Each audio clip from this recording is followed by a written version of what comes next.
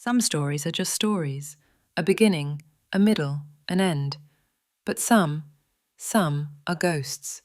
They linger, they haunt a city, a family, and if you're like me, they get right under my skin and refuse to leave. This is one of those ghosts. This is Alexandra Wiwcharuk.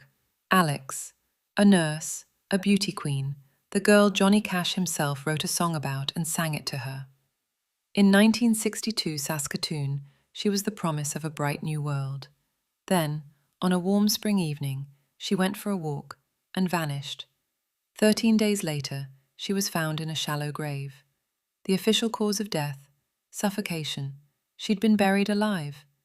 For over 60 years, her killer has been a ghost too. But a ghost leaves a trace. And today, thanks to science they couldn't have dreamed of back then, we might finally be able to see it. Today, we're going ghost hunting. To understand why this case still cuts so deep, you have to understand the place and the time. This wasn't some sleepy backwater. Saskatoon in 1962 was booming. They called it the hub city, the potash capital of the world. After the war, people were flooding in from the farms, the economy was surging, and the city's population had exploded, doubling in less than a decade to over 100,000 people. There was this feeling of boundless optimism that anything was possible in the Paris of the prairies. And at the heart of that optimistic dream was Alex. She was the youngest of 10 kids from a hard-working Ukrainian farm family. In a family and a time where it wasn't a given, she was the one who got an education beyond high school, moving to the city to train as a nurse at Saskatoon City Hospital. And then came the moment that turned her from a local girl into a local legend. In 1961, the man in black himself, Johnny Cash, was coming to town. A local radio station held a contest to find the girl in Saskatoon, the real-life inspiration for a song he'd co-written. They chose Alex, and in front of 1,500 cheering fans, Johnny Cash sang his song directly to her. It was a fairy tale moment. The story goes that after he heard what happened to her, he was so heartbroken so never performed Girl in Saskatoon again. It was Friday, May 18th, 1962, a warm spring evening. Around 8 p.m., Alex left the basement apartment she shared with 3 other nurses at 1223 7th Avenue North. She was heading out to mail a couple of letters, one to her sister, one to a friend, before starting her night shift at the hospital at 11:30 p.m.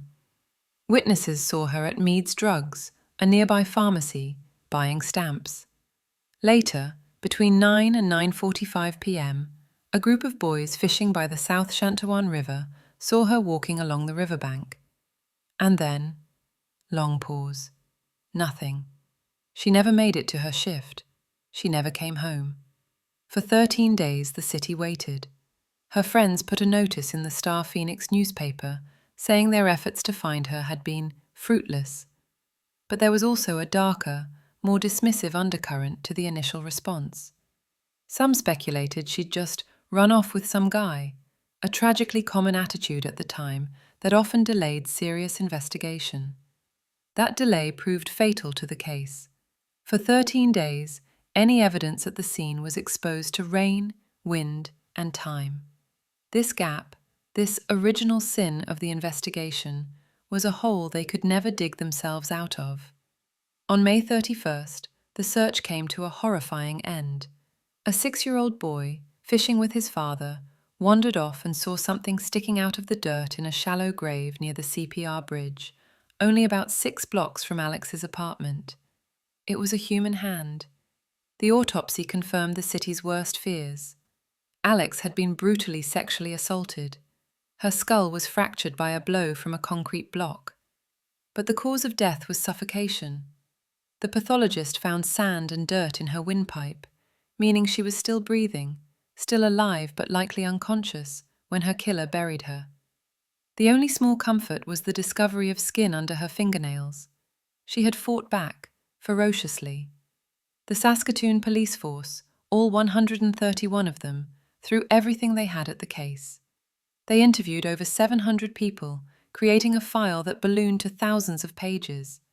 But this was 1962. There was no DNA testing, no national crime database, no digital forensics. All they had were witnessed. For decades, these names have been whispered around Saskatoon. The case became a vessel for all the city's fears and suspicions.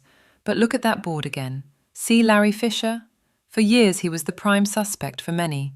He was a monster, he was in the right city. His other crimes were horrific. It made perfect sense. And then, a new scientific test proved it wrong. The police definitively stated that DNA excluded him. That one fact shows you the incredible power of modern forensics.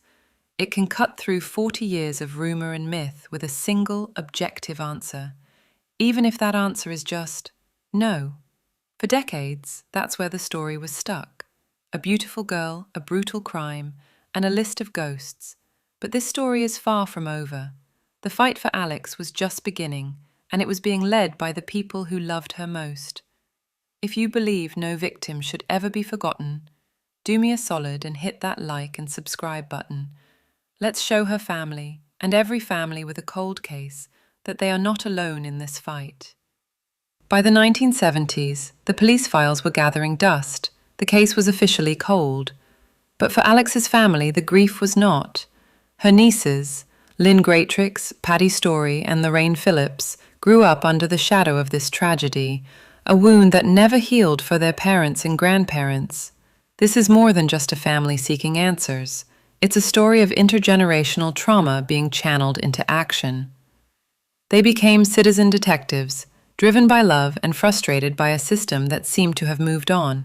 They talk about how every few years a new detective would be assigned the case, and they'd have to start again, telling the whole story from the beginning to someone new. Can you imagine how exhausting, how heartbreaking that must be? So they took control of the narrative themselves. The family's persistence, combined with advances in science, led to the single biggest break in the case. In 2004, they made the agonizing decision to have Alex's body exhumed. And there, after 42 years, investigators found it, a single hair that did not belong to Alex. From that one hair, they extracted a full DNA profile of an unknown male. This is the DNA that cleared Larry Fisher. And it's the key that could unlock the whole case, thanks to a revolutionary technique. Investigative genetic genealogy, or IgG. It's the same tech that caught the Golden State Killer. Here's the simplified version. Investigators take the killer's DNA profile and upload it to public genealogy databases, sites like GEDmassage that allow law enforcement searches. They're not looking for the killer himself, but for a relative, even a third or fourth cousin who uploaded their DNA to find their great-great-grandma can provide a match. From there, expert genealogists build out family trees, working forwards and sideways through birth records and public documents until they can pinpoint a likely suspect. It's painstaking work, but it has solved hundreds of cold cases once thought hopeless. So where does that leave us? The Saskatoon Police Service's Historical Case Unit considers this an open, active investigation. They have the killer's complete DNA profile. They have the tool, genetic genealogy, that could put a name to that profile at any moment. And most importantly, they have a family whose resolve has not wavered for a single day in over 60 years. After digging through all of this, the newspaper archives, the police reports, the family's incredible story, I don't think this is a case of if it will be solved anymore. I really believe it's a case of when. That ghost, the man who thought he got away with it in the darkness of 1962, left a piece of himself behind. His entire identity is trapped in that single strand of hair. It's only a matter of time before science and the sheer, unrelenting will of this family finally gives that ghost a name. The Saskatoon police and Alex's family believe that someone, maybe even someone watching this video right now, holds a piece of the puzzle. A story your grandfather told, a secret someone let slip years ago. In a case this old, memory is the final piece